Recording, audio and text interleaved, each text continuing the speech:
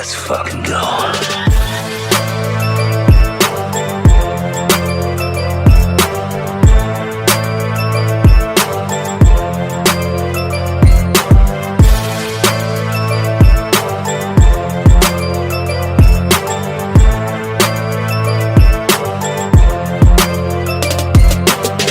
Hello everybody, welcome to the Common Game Movie Show. My name is Deshaun, and today I'm here to talk about what the hell is going on with The Batman, or The Batman in general. More than just, you know, the news that came out not too long ago that Matt Reeves' The Batman is going to be delayed until 2027. This is a movie, Matt Reeves' The Batman Part 2 was supposed to come out next year, 2025. It is being delayed a full 2.5 years. And there's a lot of reporting out there about why it's being delayed. Snyder from the Insider has said something, has alluded to the fact that it may involve some personal issues Matt Reeves is dealing with. John Campea and a couple others have also pointed out that Matt Reeves should historically isn't much of a what's the word I'm looking for?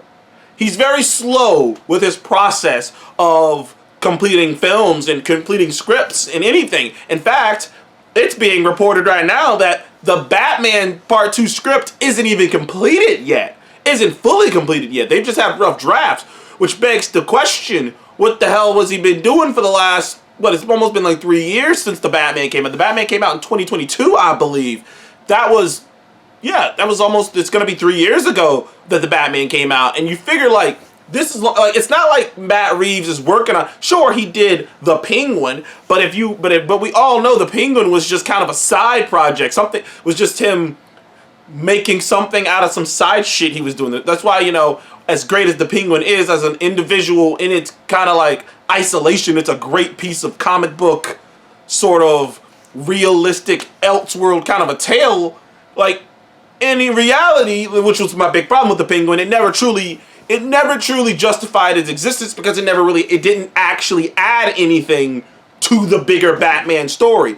I don't think anything that happened in The Penguin by the time that we do see the Batman 2 is going to be something that we think about.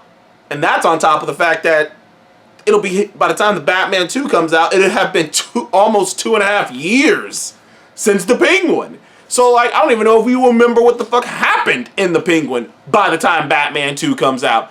But that's just kind of a side note. It is kind of a scary thing. You don't want to have these movies happen the stuff happens so far apart. Now, we did get an announcement earlier this last week too that there'll be a Clayface movie made, and it's going to be inspired by The Fly, so it's going to be more of a horror-inspired Clayface movie, which, to be fair, I wanted my comic book version of the character, but a horror version does fit. Clayface is a monster-like character. There is something uniquely scary about a character who can change his shape and make himself look like people. Like, a horror movie with Clayface makes a lot of sense. Now, I don't think we found out if that movie is going to just be an Elseworld story, a standalone story, or if this takes place in the Matt Reeves world, or if this takes place in James Gunn's world. Or, like something else that's being reported, this whole delay and everything that's happening may be involving the ongoing thing that I talked about months ago.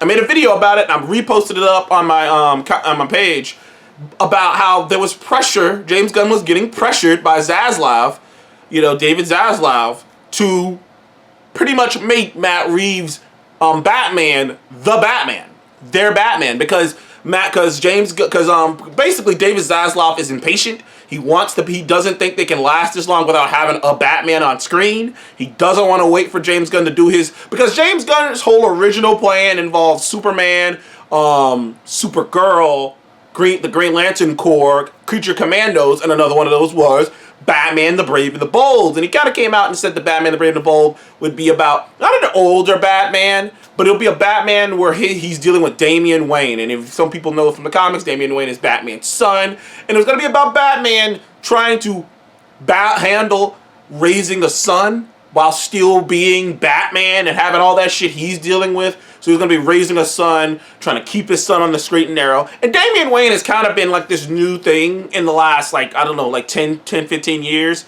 I'd say 10, 15 years. Damian Wayne is a relatively new character. He's an interesting character because sometimes he's great. Depending on how he's written, he can be great, but sometimes he's annoying as fuck. It's like I said, it just really depends on how he's written. But Damian Wayne, and Batman raising him, it's a very interesting story. It's that was a very interesting way to go about it. And then it's a thing that you haven't seen from Batman. It would have been a different take on Batman. And I was kind of excited for it, to be quite honest with you. I've always thought that DC has really they left money on the table with not being able to tap into the younger demographic with their sidekick characters. Like that shit hits with the younger demographic. Having a sidekick, having a kid superhero is a big deal. Having a young Robin. I think like characters like Robin and like Speedy and things like that, Aqualad and all these other kind of characters really hit. Miss Martian, like Kid Flash. Like I think those characters would really hit with a younger demographic. And I kind of always felt like it just doesn't make any sense that you guys are leaving that money on the table. So I was excited about Batman the Brave and the Bold. But one of the things that, kind of came out about that when it first came out is that Andy Muschietti? I'm gonna just go Muschietti. Andy Muschietti is gonna direct it, and Andy Muschietti was the director on the Flash movie, and the Flash movie was, while it wasn't complete garbage, it wasn't the worst superhero movie I've seen. It wasn't a very good one. So when I first heard Andy Muschietti would be directing it, I was like, well, fuck it. New reality, new shit. Maybe he'll get this right. Maybe this will be better. But now we're hearing that Andy Muschietti may or may not be leaving that movie. Or at the very least, Batman the Brave and the Bold is being delayed as well. And now we're hearing shit about, and now I think he's saying stuff about it. James Gunn is having Twitter spats and arguments on Twitter over the fucking status of both these Batman movies. It's a lot going on. And in the midst of all of that is this big growing rumor that they are trying to figure out a way to perhaps have Robert Pattinson's Matt Reeves' Batman be the main DCU Batman. And the idea being, which is something that I had crossed my mind too, but I don't know, which is the idea being that, do you really want to have two different Batmans going at the same time? Live action Batmans. It'd be different if it was an animated thing or if it was a TV show thing. Maybe you could kind of get away with it, but do you really want to have Batman the Brave and the Bold and the Batman playing at the same time? It would kind of give I think personally, it would kind of Batman people out. You know what I mean? Because Spider-Man and Into the Spider-Verse, MCU and Sony Spider-Verse movies are good because one's animated and so uniquely different than the live action one that you can separate. You can separate. An audience could go and watch these two movies and completely understand they have nothing to do with each other.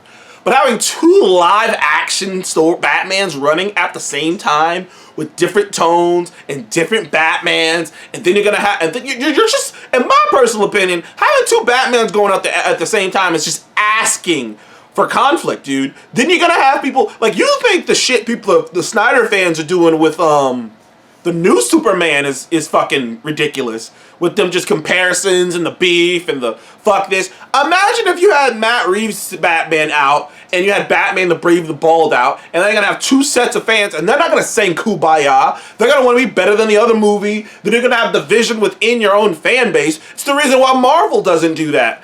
Because they don't want to create two completely different same characters, and then we have conflicts of interest. And you know what I mean? So the short and skinny of it is, I believe that DC is trying to figure out if they can fit that Batman in there. And personally, I don't think they should do it. Personally, Matt Reeves' Batman does not fit in the world that it seems like James Gunn is doing. It is you just couldn't imagine that kind of thing happening. Because the Matt Reeves' the Batman is just so grounded. I remember someone said this before, and I didn't know if I agreed with it. But after a rewatch and whatnot, in the Penguin, I agree it's way more grounded than even the Nolan stuff. It wouldn't fit. It wouldn't make sense. But I don't blame them for taking their time because they got to get Batman right. Seems like he's gonna get Superman right, but they gotta get Batman right too. It's. I am worried. Because there's only so long you can kick that can down the road. But hopefully Superman comes out. Hopefully we get more news on it. Hopefully it isn't going to take that long for Matt Reeves' The Batman to come out. And hopefully we get an update on Batman the Brave and the Bold. But it's not looking that great for Batman right now. But anyways, thank you guys for watching the Comic Game Movie Show. Please remember to like and subscribe and comment below. What do you think about this news of not only Batman, all the Batman movies getting delayed and potentially losing the director on Brave and the Bold, and the potential chance that they're going to just combine these ideas? There's a lot going on with the Batman, but hopefully it all turns out good. Anyway, thank you guys again. See you in the next one. Goodbye.